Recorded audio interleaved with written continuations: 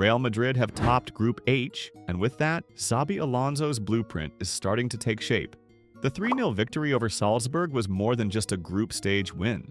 According to those within the Madrid camp, it was the most complete performance yet under Alonso's leadership. The players looked in sync, the system looked sharp, and perhaps for the first time, there was a clear sense of what this new Real Madrid is becoming.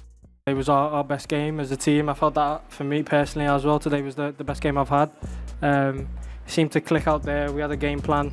We executed it really well, and we were very happy with the win today. Evidentemente, me quedo más contento con el partido de hoy que con la primera parte contra Al Hilal, ¿no?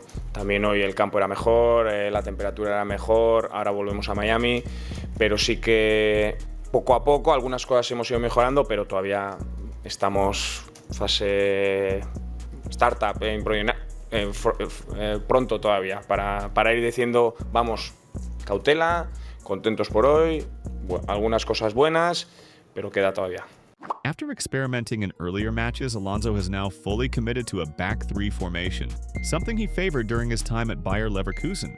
The availability of Antonio Rudiger made it possible, and the German defender slotted seamlessly into a three-man defense. It's a structure that benefits more than just the backline. The biggest tactical shift? It's how it unlocks key players. Trent Alexander-Arnold is now free to push higher up the pitch, joining the midfield and acting as a distributor. He links up with Jude Bellingham, who operates just behind the forwards in a role that allows him to find pockets of space and dictate tempo.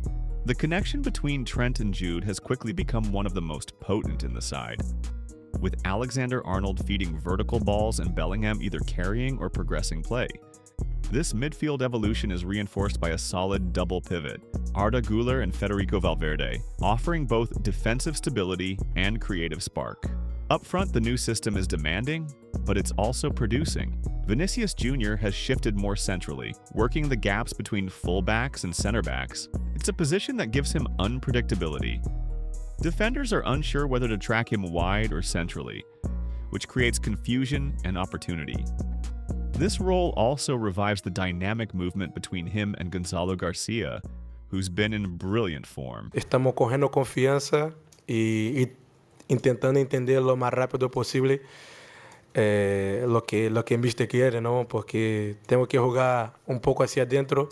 Siempre me ha gustado jugar hacia adentro porque estoy más cerca de gol, puedo dar más asistencia, marcar más goles y el equipo está jugando más compacto y eso todo acaba nos ayudando a presionar mejor, a atacar mejor y tener más el balón.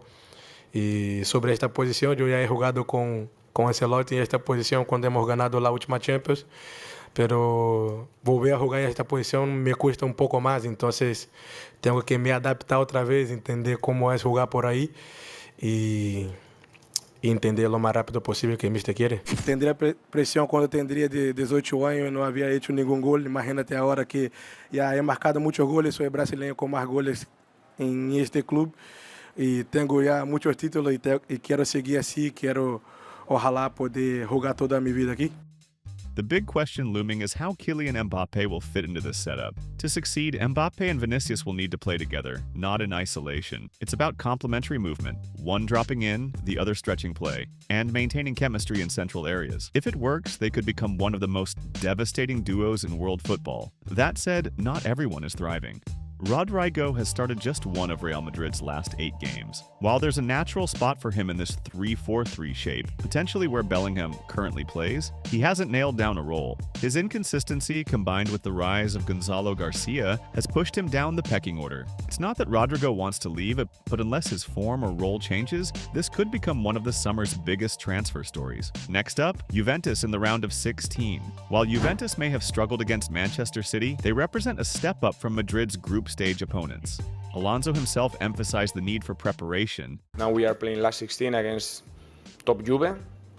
For me, it doesn't matter that today they lost.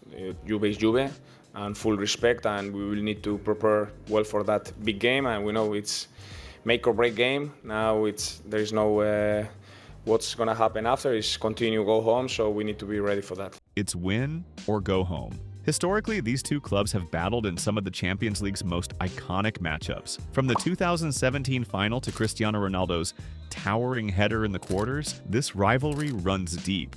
But today's Juventus isn't quite the same beast. Despite some lingering defensive questions and midfield imbalances, Madrid seem to be growing into their identity. The pressing is sharper, the positional play is improving, and above all, the team looks united.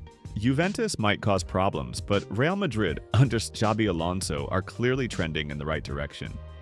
And if this system continues to evolve, the rest of Europe should be paying attention.